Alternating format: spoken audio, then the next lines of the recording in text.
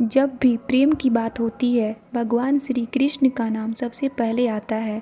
श्री कृष्ण को प्रेम और स्नेह का प्रतीक माना जाता है। पुराणों के अनुसार श्री कृष्ण की 16,108 रानियाँ थीं। श्री कृष्ण की मुख्य रानियों में रुक्मणी, सत्यभामा का नाम शामिल है। इसके अलावा बाल्य अवस्था में श्री कृष्ण के गोकुल में गोपियों संग रासलीला की कहानी आज भी मशहूर है।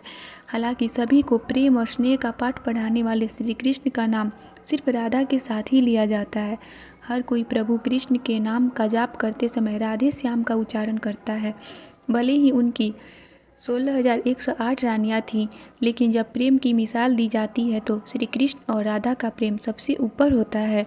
श्री कृष्ण और राधा की प्रेम कहानियाँ पीढ़ी दर पीढ़ी सुनने को मिलती है, लेकिन जब भी राधा रानी और श्री कृष्ण के प्रेम का जिक्र होता है तो यह सवाल जरूर मन में उठता है कि जब दोनों के बीच इतना प्रेम था तो कृष्ण ने राधा से विवाह क्यों नहीं किया।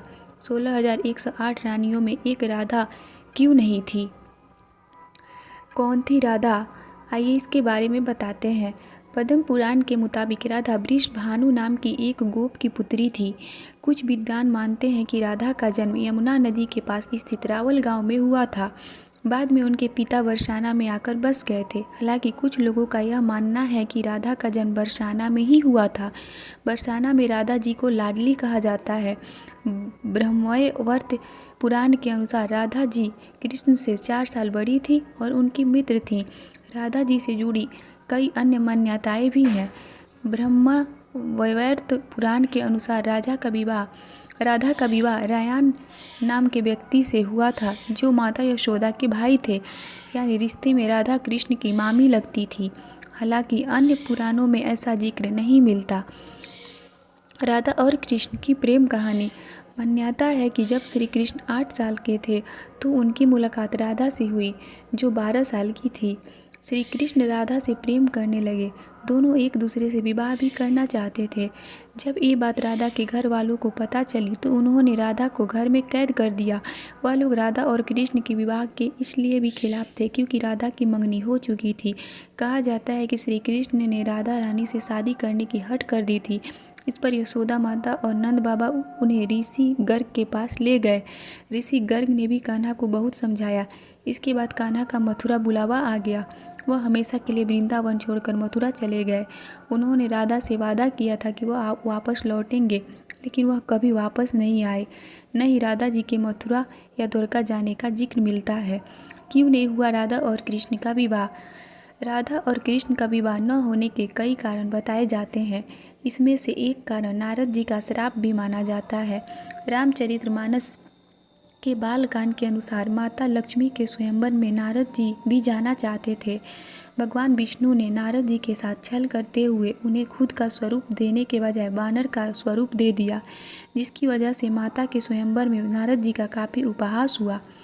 जब नारद जी को इस बात का पता चला तो वह बैकुंठ पहुंचकर विष्णु जी से बहुत नाराज हुए और श्राप दिया कि उन्हें पत्नी की वियोग सहना होगा। यही वजह है कि रामचंद्र अवतार में उन्हें सीता का वियोग सहना पड़ा और कृष्ण अवतार में देवी राधा से उनका विवाह ना हो सका। क्या राधा ने शादी से किया था मना? या एक मत यह भी है कि देवी राधा ने ही श्री कृष्ण से विवाह के लिए मना किया था। राधा यशोदा पुत्र कान्हा से प्रेम करती थीं, लेकिन जब वह मथुरा गए तो राधा रानी खुद को महलों के जीवन के लिए उपयुक्त नहीं मानती थी। लोग चाहते थे कि श्री कृष्ण एक राजकुमारी से विवाह करें, इसलिए राधा ने श्री कृष्ण से विवाह न करने की ठान ली। ये भी कहा जाता है कि राधा को महसूस हो चुका था कि श्री कृष्ण भगवान का अवतार है। वह खुद को एक भक्त मानने लगी थी। राधा श्री कृष्ण की भक्ति में लीन हो चुकी थी। वह भगवान से विवाह नहीं कर सकती थी। श्री कृष्ण राधा के पास वापस क्यों नहीं लौटे? भगवान श्री कृष्ण की शरारतों, उनकी लीलाओं और छल सभी कुछ मनुष्य के लिए कोई न कोई सीख ही रही है। राधा से विवाह करना भी मनुष्यों को प्रेम की असली परिभाषा से परिचित कराना था। कहा जाता है कि एक बार देवी राधा ने कान्हा से पूछा कि वह उनसे विवाह क्यों नहीं करना चाहते। इस पर श्री कृष्ण ने कहा कि कोई अपनी आत्मा से विवाह करता है क्या? श्री कृष्ण राधा को खुद से अलग नहीं बल्कि अपना ही अस्तित्व मानते थे। वह मनुष्यों को यह सीख देना चाहते थे कि प्रेम भौतिक संबंध से नहीं बल्कि आध्यात्मिक प्रकृति है। प्रेम और विवाह एक दूसरे से अलग नहीं। जैसे राधा कृष्ण बिना विवाह भी सदियों से एक ही हैं। जहाँ कृष्ण का नाम है वहाँ राधा का स्मरण